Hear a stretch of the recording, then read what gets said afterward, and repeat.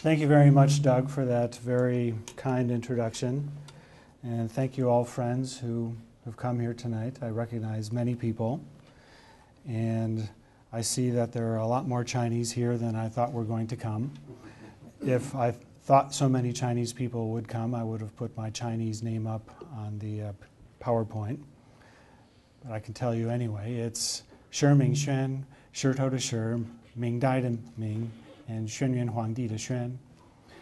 And if you're curious if my Chinese is any good, I've posted a fair amount of stuff on Baidu Shiba under the pseudonym Shito Buji, because Shito Ji was, of course, taken. And I even posted something last night. Today's seminar is called What the Chinese Want Today and How They're Trying to Get It. The last China seminar that I did here at Marquette was called The Mind of the Chinese Investor. It was a year ago last fall, and it discussed Chinese attitudes towards business, law, investing, and negotiation. At the time, Chinese investment towards the United States was starting to increase. It was still sporadic, but the Chinese still hadn't decided what they're going to do or how they were going to do it. Besides, everybody was waiting for the new leadership to be sworn in, and the new guy was at least appointed last November. A lot has changed in this past year. They've made their leadership change, and that will be finalized in Beijing at the National People's Congress this month. The Chinese government and the Ministry of Commerce are now actively encouraging investment in the United States in a way that they haven't before. The purpose of this seminar is therefore to examine what the Chinese want and how they're trying to get it. Each of us will speak for about a half an hour, and after the first hour, we may or may not take a break. That's entirely up to Doug. After the third talk, we will have dinner and questions. We'll probably stay here and answer questions as long as people in the audience have questions, and then you can ask us outside when we're eating dinner. My talk will include a general introduction and an overview of what I've been reading and hearing these days. Basically, every source that I read, both in English and Chinese, says that the Chinese are planning to invest a lot in the United States starting this summer. And I will attempt to answer the big question, is it actually going to happen? Next, my colleague Sandy Swartzberg, who will introduce himself in greater detail later because he does so many things that I can't keep them straight. He will talk about how the Chinese negotiate. This is in the category of how the Chinese are trying to get what they want. This is the topic that I spoke on last time, and as Sandy brings a different perspective, I thought you might find that interesting. After the break, which we may or may not have depending upon Doug, David Mungenast will talk about what's happening in the medical field today in China. Of the three of us, David will be the most specific about what the Chinese want. China is allowing private investment in this sector for the first time. The basic idea is that they have lots of money and really nice facilities, and they don't know what to do with them. As you shall see, there are extraordinary opportunities in this sector.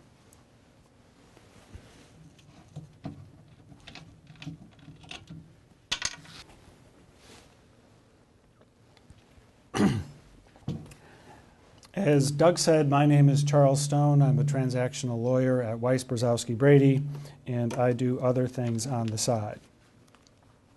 I'll talk about two things today. One is what the Chinese say they want today, and two is what they're actually doing about it. As anybody who's been paying attention these days already knows, we're getting contradictory signs from China today. On one day, they seem to be masters of the universe. They're full of confidence, and they're about to surpass the U.S. in every field.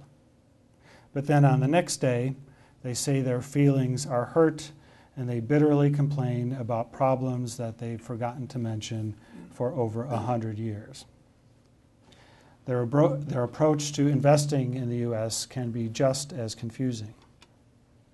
First, I'll briefly outline the state of U.S.-China relations today. What do the Chinese, and especially the Chinese government, think of the U.S.? An interesting introduction to this question was published by the Brookings Institution a year ago. It's called Addressing the U.S.-China Strategic Distrust. It comes in two parts. There's a Chinese part and a U.S. part. And the purpose is to assess the state of this relationship today, so maybe we can do something about it. The focus is on what we don't like today because there actually doesn't seem to be a whole lot to like in this relationship these days. The Chinese part was written by Wang Jise, a famous scholar who has the ear of the Chinese government at the highest levels. So everything he writes has to be taken seriously. Kenneth Lieberthal wrote the U.S. part. He's a real China expert at Brookings, and by real, I mean he speaks, reads, and writes Chinese, and he seems to know what he's talking about. How Lieberthal says he prepares for China trips perhaps illustrates the level of distrust better than the article itself. He has a special phone and computer for use in China only. He does a clean installation on both. His computer is encrypted, although that's technically illegal in China. During meetings, he not only turns off his Bluetooth and Wi-Fi, he physically removes the battery from his phone. He uses special physical authentication tokens for his email and VPN for all connections, although that's sort of illegal too. Some people say it's just naughty, but I think it's illegal too. The phone and computer never leave his sight, and upon his return to the States, both are wiped clean and neither is ever used in the U.S. and hooked up to any U.S. system. I actually met Wang Jise in Chicago about 2 years ago, but I forgot to ask him if he uses a similar procedure when he brings his cell phone and computer to the United States. In any event, this is how much we trust each other today. The U.S. half of the article can be summed up in 5 words. Stop stealing our intellectual property. You've heard all this before, so I'm not even going to talk about that today. The Chinese part, however, is worth commenting upon. It's a very blunt appraisal of the U.S. that you often hear in certain sectors of China today. Wang Jise seems to have written it while he was on top of a mountain or some other very tall object. China, he says, is unhappy. It doesn't trust the United States. We're trying to contain China and undermine China's system. He says that this distrust deepened quite a bit since 2008. China, he says, is a first-class power, but they're not being treated as a first-class power.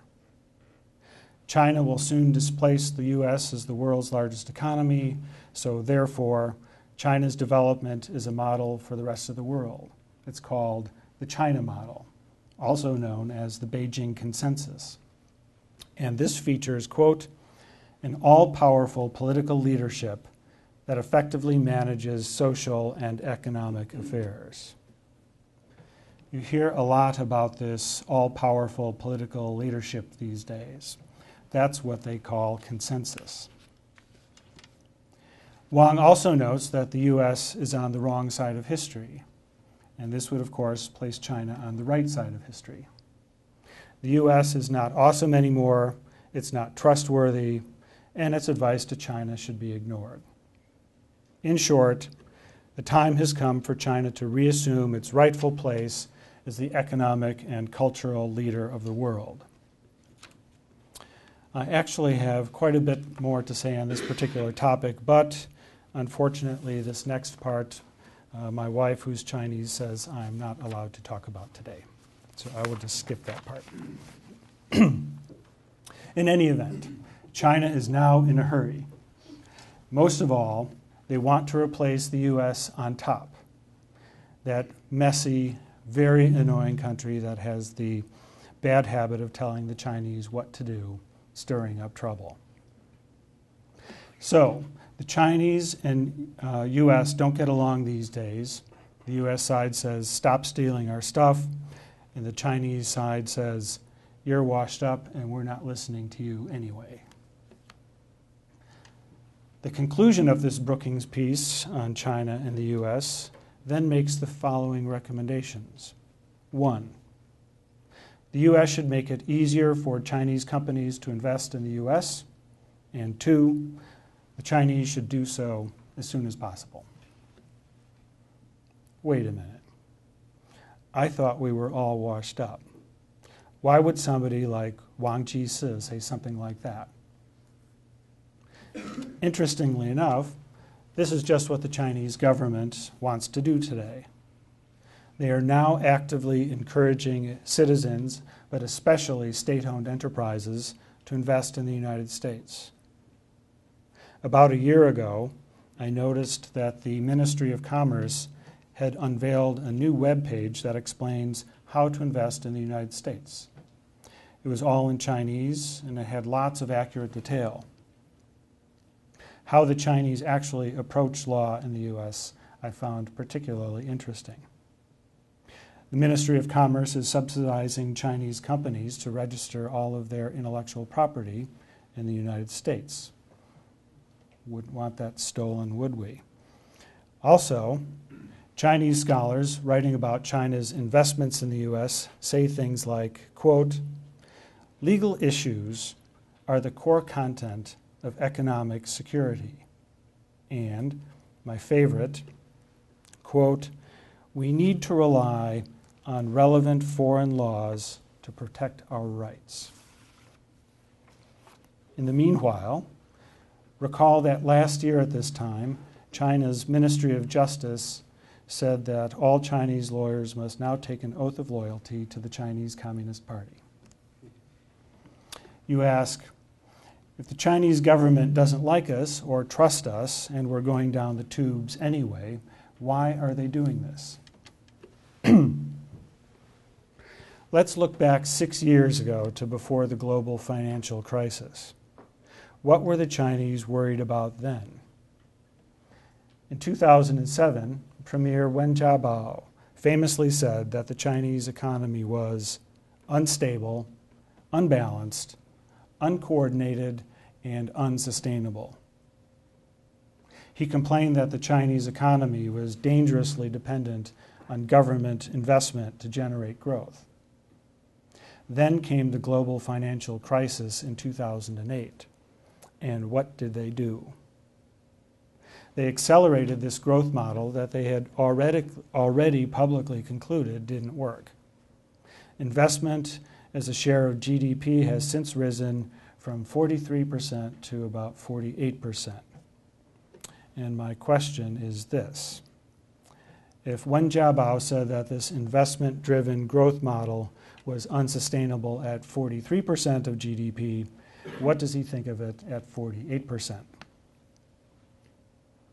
During the world economic crisis, China shifted its emphasis back to state-owned enterprises instead of private companies. The bulk of their stimulus went to state-owned enterprises. As usual, large government operations are not always the most efficient. China's numerous ghost cities come to mind, and I'm told that 60 Minutes had a segment on that just the other day. They absolutely did. The city is absolutely gorgeous, and I'm moving there. Meanwhile, private business people, like my students, who are older and own their own businesses, increasingly complain that it's difficult to compete with these state-owned enterprises. State-owned enterprises are stealing Chinese intellectual property too. They're stifling the innovation that everybody says needs to happen. The Chinese problem, and it is a problem, is that they have lots of money, but not enough good places to invest it in China. Real estate speculation, as you have already heard, is a favorite. This bubble started deflating 2 summers ago in some markets. But real estate in Beijing is roaring back yet again, and it's not possible to predict what's going to happen next. But I think I can at least put some of the numbers in perspective. Recall Japan in the early 90s, when Japan was masters of the universe. The land under the Imperial Palace in Tokyo, on paper, was worth more than the entire state of California. In Tokyo at that time, the ratio of income to the cost of housing was 12. So if you made a salary of about $100,000, you would be expected to buy a house for about $1.2 million. They invented the 100-year mortgage that would span 2 or 3 generations, and we all know how that turned out. It's hard to tell what the ratio is in China today. Chinese numbers are famously unreliable, and so many markets are different. It's hard to talk about the country as a whole.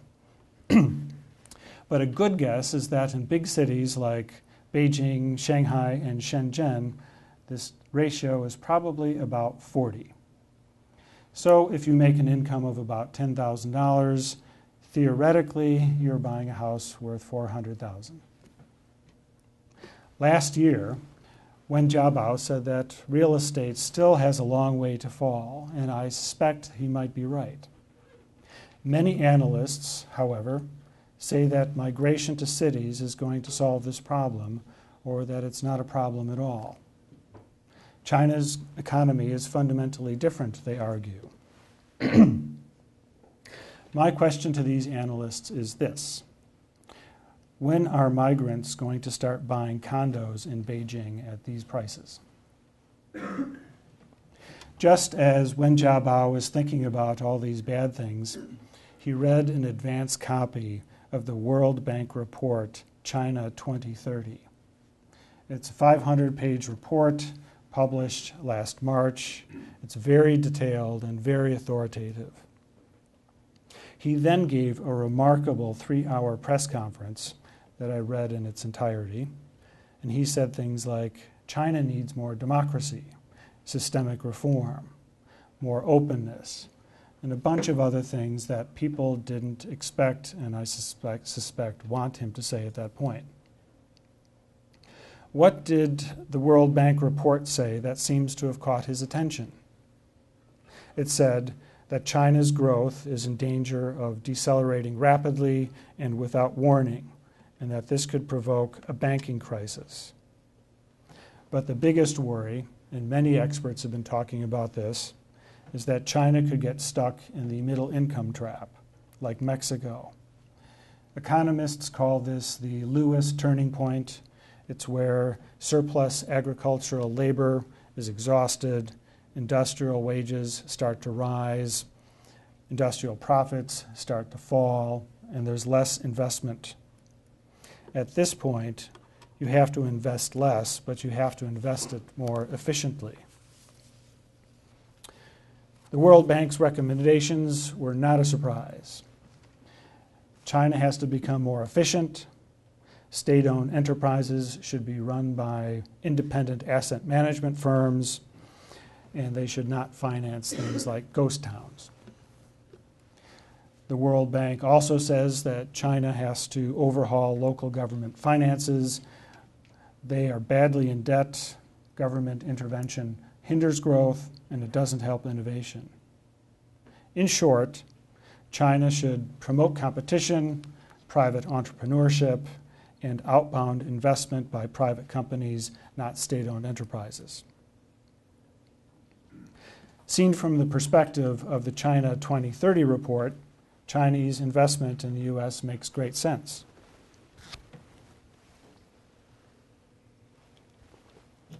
They want to learn how to innovate, to be more efficient, to use technology more effectively, In fact, they say this every day in Chinese newspapers.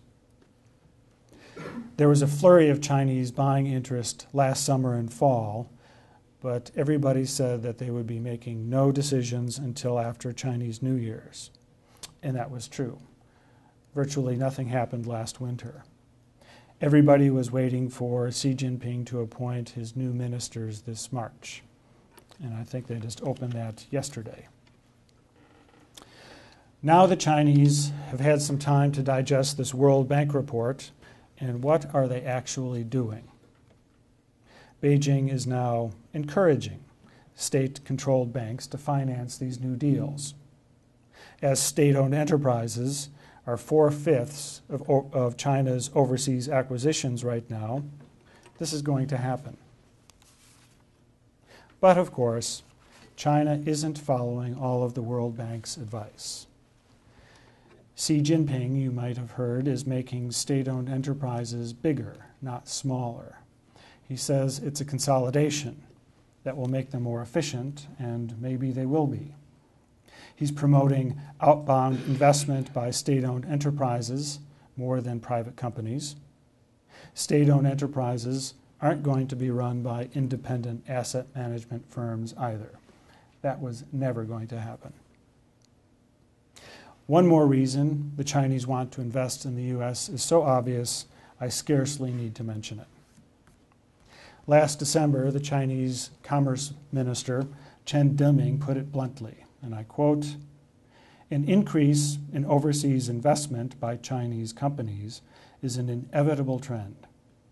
With foreign reserves of $3 trillion in hand, we will not sit back and watch the assets depreciate with the third round of quantitative easing." What, you might ask, has actually been happening to Chinese outbound investments? Failure is a word that keeps popping up in the titles of articles written by Chinese academics, like, quote, "Cause analysis of failure of China enterprise overseas M&A," and, quote, "Why half of China's overseas acquisitions could not be completed." Cross-border M&A isn't easy for anybody, but according to their own estimates, the Chinese M&A failure rate is the highest in the world, at 6 to 12 times the average. And it's even worse if politics is involved. As David is going to discuss in the third segment, communication problems between the U.S. and China are serious, and it's not just because Chinese is a difficult language. As they say, Chinese is harder than it looks and stranger than it sounds. And it does sound strange, doesn't it? Mai Fang is the buyer and Mai Fang is the seller. I'll say that one more time. Mai Fang, Mai Fang. Chinese is a tonal language, so the slightest change in your inflection changes everything. When you first start studying Chinese, you think, this can't be right. But actually, the more you study Chinese, the stranger it gets. Believe it or not, Confucius himself didn't know he spoke a tonal language, even though, by all accounts, he spoke Chinese just fine. The Chinese didn't figure that out for another 1,000 years. But as fascinating as that might be, that's from a talk on Chinese linguistics that I should not give today.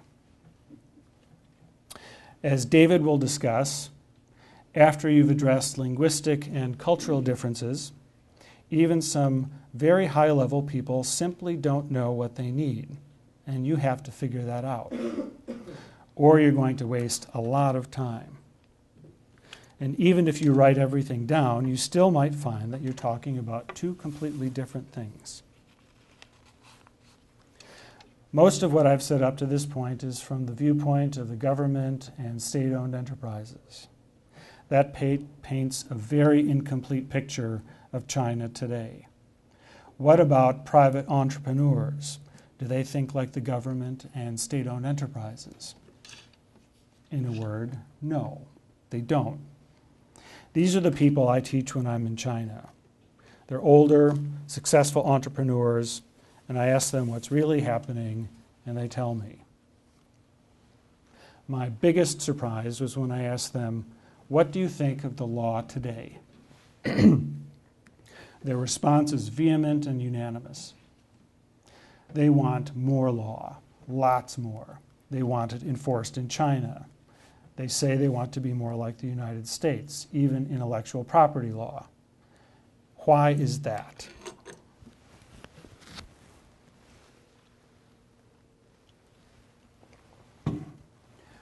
Their intellectual property is being stolen too by the state-owned enterprises. You read about it in Chinese newspapers every single day. And there's no recourse. Chinese lawyers can't or won't sue them. They also want to learn how to innovate and create their own IP. They know that they don't do this well, and they know that they have to do it if they're going to compete. And for the moment, at least, almost all of them say that they have to learn that in the United States. An obvious problem that the Chinese have when they come to the U.S. is that their business culture is completely different. Perhaps the best way to illustrate this is to tell a story. Last November, I went to Shanghai and I stayed in the house of a home of a former student, a very successful businesswoman. She might eventually expand her business to the United States, and so she said, "Why don't you follow me around for a couple of days and see how I do business, and we'll get to know each other better." First morning, we left at about 9 o'clock. She set up 4 new companies, hired somebody, interviewed somebody, and hired somebody else, and rented new office space all before lunch. Then we had a 2-hour lunch, which, of course, to the West looks like a complete waste of time. But you have to consider Chinese cell phone culture. The phone rings and you answer it at almost any time, at almost any place. So during lunch, she got a call from a big Japanese client, and they spoke for 45 minutes in perfect Japanese. And at the end of the call, you take up where you left off before as if nothing happened. When you get a text message, if it's about business, it's exactly the same thing. Answer it right now. And truth be told, I have never gotten a voicemail in China. They say, once I was in a lawyer's office and I couldn't answer the phone, or I thought I couldn't answer the phone, so they called 5-6 times in a row, and they said, "Why didn't you pick up your damn phone?" That afternoon, we met clients in their offices. We had an even longer dinner at a Japanese restaurant, more phone calls, more texts. At 11 o'clock, we went to a club in Xintiandi until 2 a.m., where my friend and future client won a dance competition, and the next day we did it all again. The point is, in addition to working very hard and very long hours, when the Chinese want to get to know you, they really want to get to know you. And this is why I always say that dinner is an ancient Chinese form of due diligence. There's no line between your private life and your business life. They expect you to answer emails at all times, every day. And if they get comfortable with you, things are going to run much more smoothly. And unless they get comfortable, the deal might not close at all. It just drags on and on, then perhaps quietly expires for reasons nobody understands. And Sandy and I have seen that here in the States. Finally, Doug said that because there are so many students in the audience, I have to give you a list of takeaways or you will be disappointed. Therefore, 1, the Chinese want to buy natural resources. This should confuse you because I didn't even mention that. 2, technology. 3, to learn how to innovate. 4, to buy fixed assets before the US dollar is worthless. 5, they want everybody, but especially the US, to acknowledge China's cultural greatness. And 6 is a prediction. The investment floodgates to the US will indeed be flung open this summer. But these are floodgates with Chinese characteristics. We don't yet know if the water behind them will be frozen or congealed or otherwise capable of flowing in the torrent so many of us now expect. We're just going to have to wait and see.